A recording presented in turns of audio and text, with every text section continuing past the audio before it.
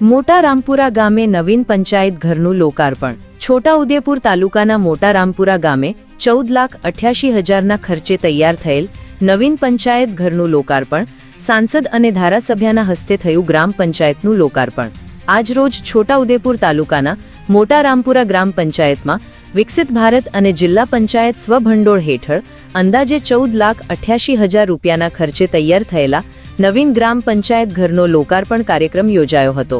આ નવનિર્મિત પંચાયત ઘરનું લોકાર્પણ છોટાઉદેપુર લોકસભાના સાંસદ જસુભાઈ રાઠવા અને સ્થાનિક ધારાસભ્ય રાજેન્દ્રસિંહ રાઠવાના વરદ હસ્તે કરવામાં આવ્યું હતું। ગ્રામ પંચાયતનું મકાન તૈયાર થવાથી ગામના લોકો તેમજ આસપાસના વિસ્તારના નાગરિકોમાં ભારે ઉત્સાહ અને આનંદની લાગણી ફેલાઈ છે।